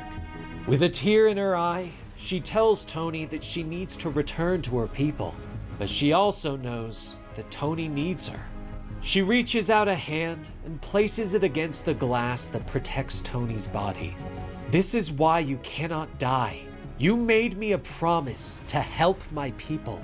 You made us all a promise, and I know you will keep it," Leori whispers as she turns and walks away. Inside the tank, Tony is left alone, but suddenly, his eyes flash open. Only 9 months remain until the Makers return. Jim accesses his memories and stares at the man in front of him, the man responsible for plunging the world into war and the deaths of millions of people. The fire leaps from Jim, burning the man alive, the smoke choking off his screams of pain until he finally turns to ash in his hands. In the present day, Jim Hammond turns to his team. "So, how'd it feel to kill Hitler?" Wasp asks. The Human Torch looks at her. "How did it feel?" he asks. A small smile begins to play over his mouth as he explains that over the years, he's had to delete memories to keep his systems moving at optimal speed. His Medal of Honor, friends, family, even playing the piano, all gone. But that memory, I keep it in full color and high definition. I go back to it again and again. It keeps me warm, the Torch tells her with a full smile. Cap looks up from scouting the Red Skull base in front of them. "All right, enough reminiscing about the good old days of killing Nazis, because we've got to go kill some Nazis right now," Steve tells them as he motions to the massive Red Skull compound that lays before them. The Red Skulls are a terrorist organization that has taken root in the North American Union, having been inspired by the Nazi super soldier Johann Schmidt, and taken the tactics and iconography of the 1970s vigilante known as the Punisher. Now, they are scattered across the United States and under the control of the 5th Grand Skull. The team moves in quietly, scaling the walls instead of a direct assault, worried about the families that live in the compound. Suddenly, Steve's comms beep to life. "Tony, you're supposed to be in surgery," Steve reminds their leader quietly. Back on the Triskelion, Tony is hovering in the air as the machines work on his spine. I am. The Immortus engine is keeping me stable. The pain isn't too bad.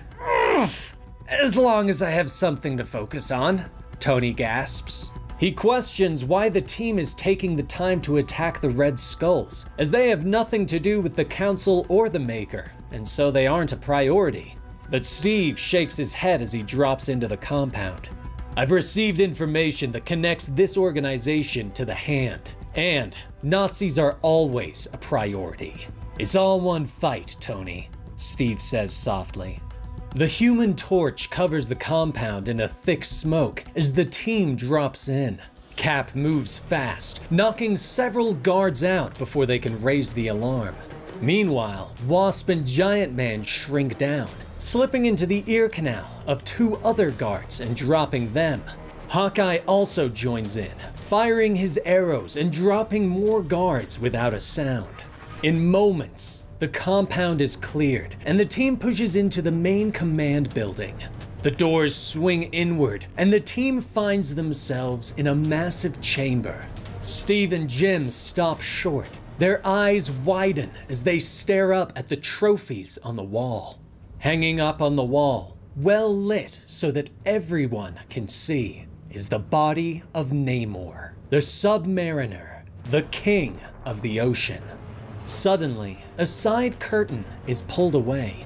The gang's all here. It's an invaders' reunion, the Grand Skull says with joy as he steps out, a rifle in hand and a small army at his back. Jim floats into the air and hovers close to his old friend on the wall. It's him. It's really him, Jim whispers. The Grand Skull nods as he stalks forward. King Namor, the Submariner. Yes, it's really him.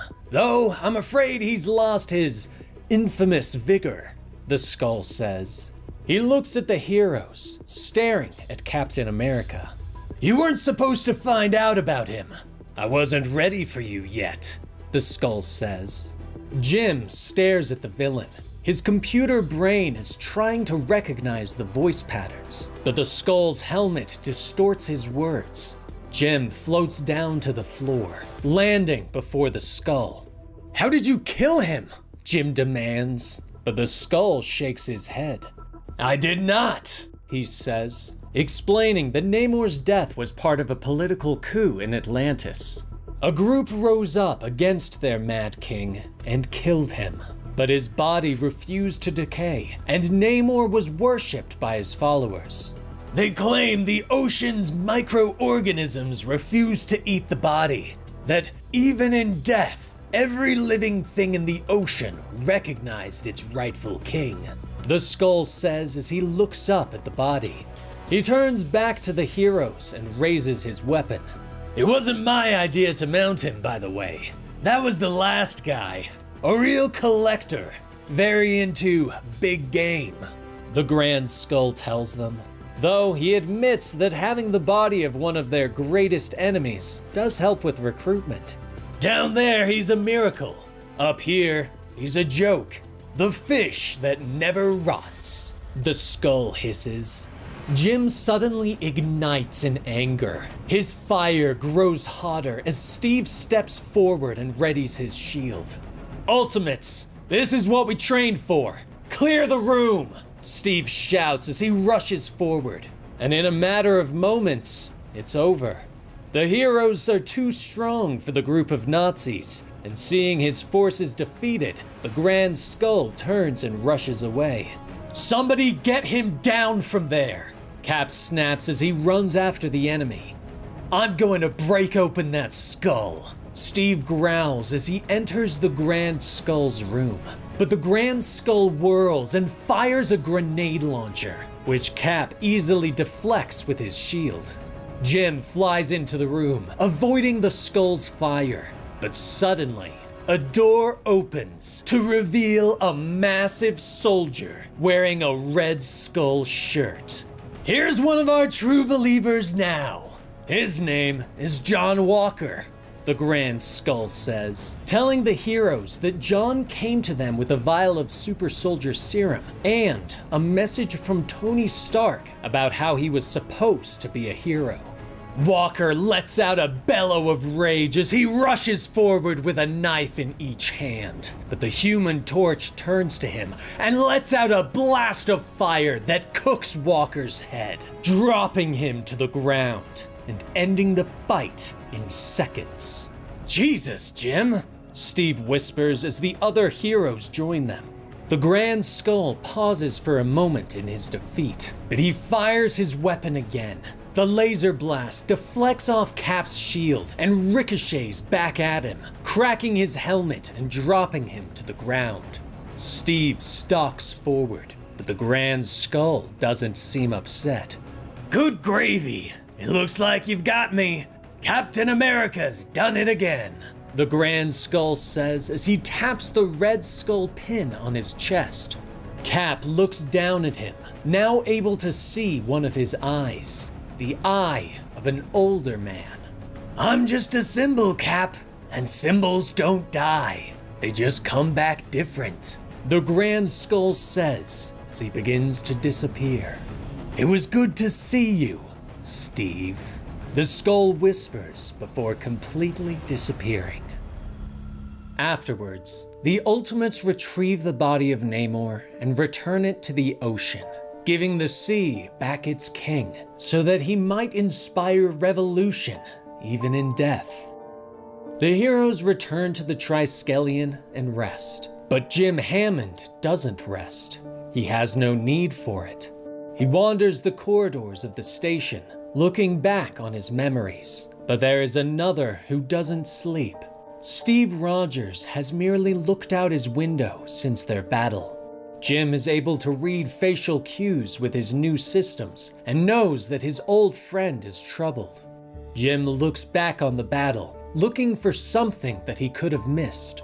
His systems finally find a match for the Grand Skull's voice, with 90% certainty. "It was good to see you, Steve," the Grand Skull had said through his cracked helmet before he disappeared. But now, Jim's systems recognize the voice.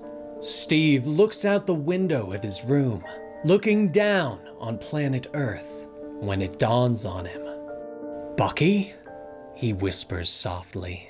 Lightning cracks in the sky as thunder rumbles. A flash of Nordic light symbols spark the ground as Thor and Sif arrive on Nidavellir. There, they find the dwarven smiths have been enslaved, forced to work assembly lines by the likes of Loki and those who command him. But Thor and Sif search for Brock and Atri, asking them to craft cloaks to hide them in their quest to overthrow the Allfather. The dwarven smiths agree, though they ask for Loki's head in payment. Thor and Sif shake on the agreement, promising to provide the cleaved head of the God of Lies. And so, armed with the cloaks, the pair begin their reconnaissance. They find Loki sitting upon the throne of Asgard, growing fat and lazy from mead and immortal apples. Though he rules the 9 realms, both Thor and Sif know that he is merely a puppet for the Maker. Beside the throne, Odin's head sits on a spear. Preserved, it spouts nonsense visions of the future, and the young Idun is chained, forced to serve as Loki's cupbearer.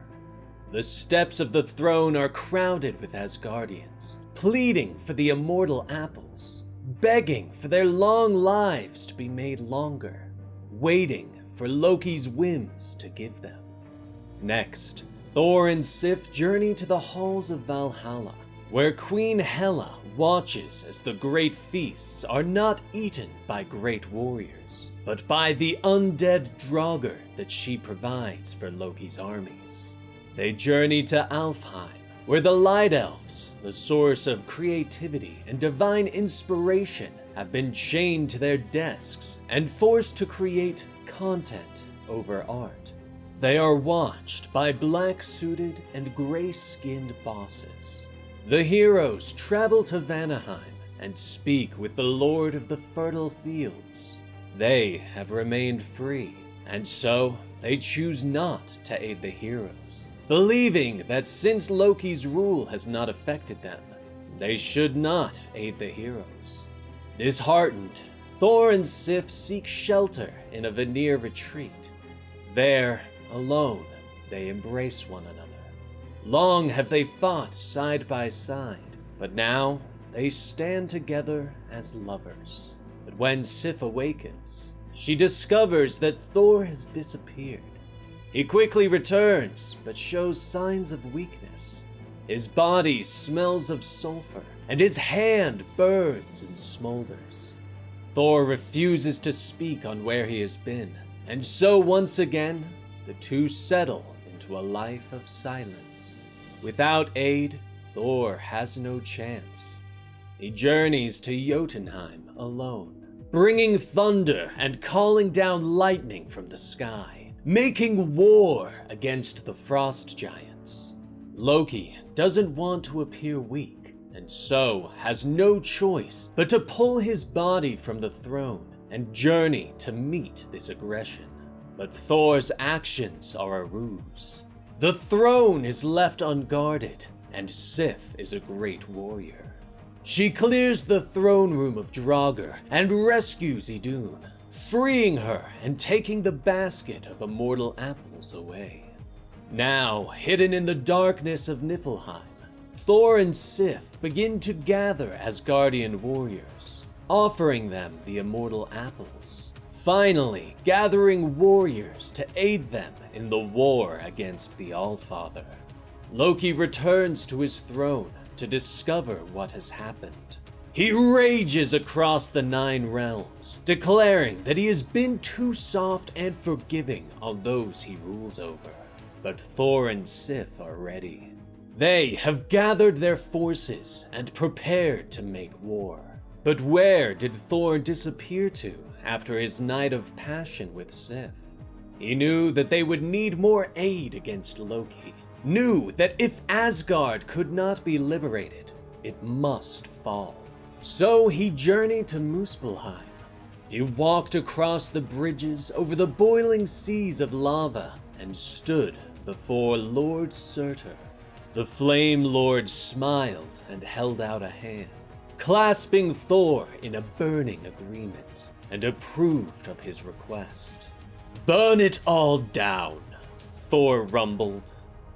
Meanwhile, back aboard the Triskelion, Tony has called Doom into his healing chamber. He realizes that something has happened, that the Ultimates should have fallen during their battle with Hulk. Maybe they did. Tony motions to an image of the Hulk standing over their broken bodies, She-Hulk's head in his hand.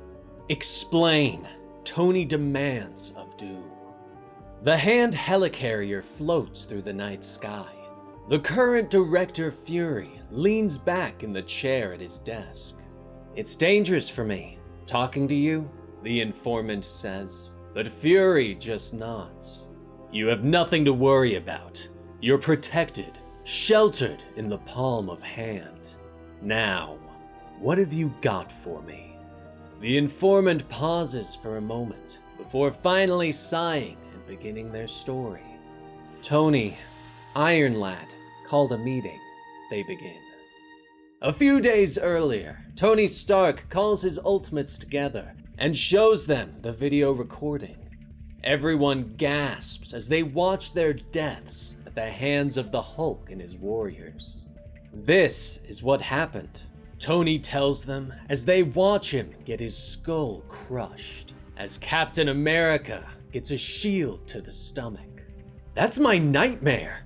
How did you get footage of it?" Hank asks. But it is She-Hulk who shakes her head and explains that she's had the same nightmare.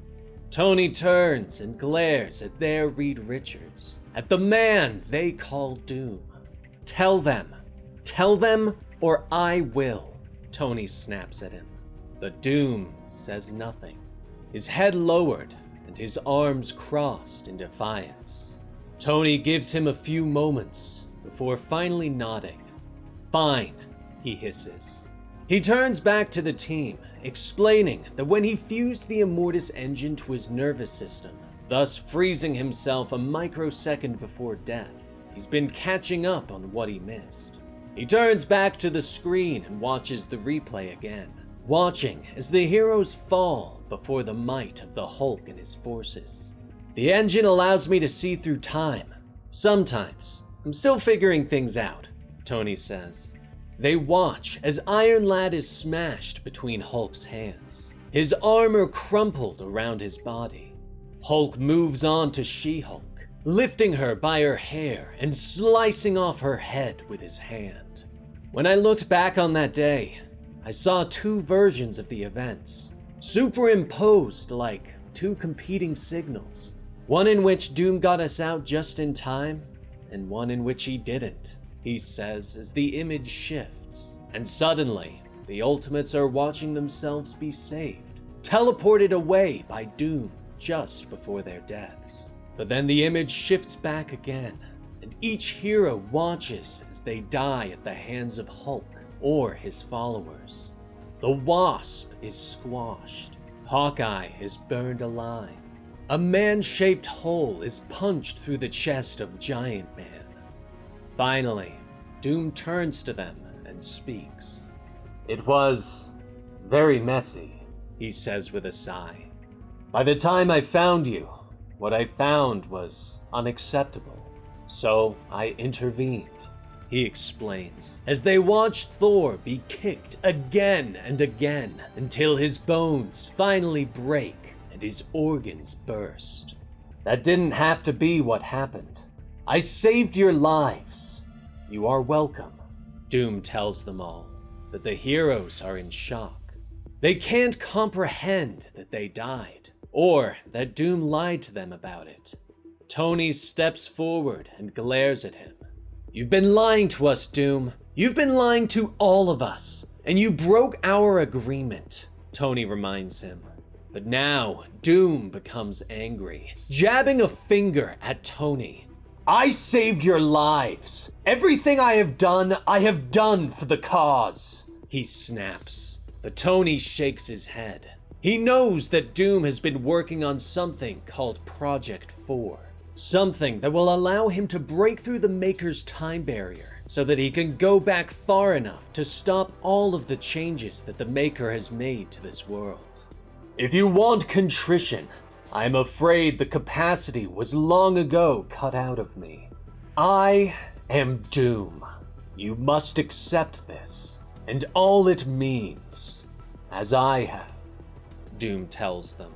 But America steps forward, reminding Doom that he could erase this world with his meddling. But Doom whirls on her, anger in his voice now. "And what in this world is so worth saving? Tell me!" he demands. He points to them all, explaining that he is trying to fix the world that was broken. Tony looks back to the video, watching as Hulk crushes his body again. "Just tell me, is that why you took us out after were you trying to cover your tracks?" he asks. But Doom shakes his head. The anger left him. He looks at Tony with almost sadness. He motions to the screen as Tony falls to the ground, his armor and body shattered. "I tried, Tony. It wasn't just separate time and space. I had to save you without uncreating myself, or this version of myself," Doom says, explaining that he tried saving them even before they entered the chamber, but he couldn't. The math only allowed him to save them when he did. He holds up his hands in defeat to the rest of the team. "It won't work without you. None of it works without all of us. I had to save you, even if it meant risking," Doom says, pleading with them to understand. Finally, Tony puts a hand on his shoulder. "Doom, it's okay," he says. But Doom shakes his head, explaining that nothing they're doing is working and they're running out of time. They only have 6 months left until the Maker's return. "The engine lets you see into the past. What about the future? Can you confirm?" Doom asks as he turns back to Tony. But Tony shakes his head, revealing that when he tries to look past the Maker's return, he only sees white. That's ominous, America points out. Doom nods as he steps in front of the screen. He knows that if he breaks through the Maker's barrier, he can save his family and fix the world that was taken from them. I will make a better world in this one's place, even if there is no place for me in it. A world without doom, he says. He points at them, reminding them that they speak of revolution and fixing the world, but nothing they've done so far has worked. You refuse to take the necessary steps. This world is a prison. What do you have to lose but your chains? That is why I lied. I knew you would not approve, but I knew that I was right. Radical action and imagination are what are called for now. I assure you, I have thought this through, he says. The heroes stare at him for a moment before Tony finally nods. Okay, he says. Okay? Doom says in disbelief. Okay, I believe you, and I trust you, Tony says. He nods and motions to the group, explaining that he didn't call the meeting to put Doom on trial. We just needed to get everything out into the open, so we could decide on the future of this thing, together, Tony explains. Finally, Captain America stands. He's been silent this entire time, but he finally steps forward. Doom's right, he says, shocking everyone. This isn't working, but I don't think trying to break through the barrier is any better, he says. He looks at everyone, agreeing that nothing they've tried has worked so far, that they aren't a match for the Council as they are. He looks to America Chavez and Luke Cage and acknowledges that their tactics have been working. We need a more active outreach. We need to expand the network rapidly. We need to give the people something to fight for, something to die for, if need be, Steve says. Tony nods and turns back to their blackboard, crossing off the Ultimates version 2.0 and writing in Ultimates 3.0. Okay, the Ultimates 2.0 is dissolved. Let's make sure the next one's better, Tony says with a smile. Back in the present, Nick Fury nods at the end of the story. All dead? Shame it didn't stick, he grunts. He looks down at the palm of his hand and smiles. Present company excluded, of course. He tells Janet Van Dyne. He smiles at her. Don't worry, I am a man of my word. When the time comes, you and your husband will be spared, Mrs. Van Dyne, he promises. He thanks her for the information. Thank you for participating in Hans Informant Program. We'll be in touch, he tells her. 6 months remain. And there you have it, volumes 1 and 2 of The Ultimates. Ultimates version 1.0 and 2.0 were failures. Will 3.0 be any better? We'll just have to wait until next time to find out. But let me know what you thought of today's video in the comments below, and what you thought of me bringing this full story with some new issues we hadn't yet released individually, instead of releasing them as complete stories first. And, of course, if you enjoyed it, give it a like and share it with your friends. I'm Dan with Comicstorian, and we will see you next time. Rest in peace, baby.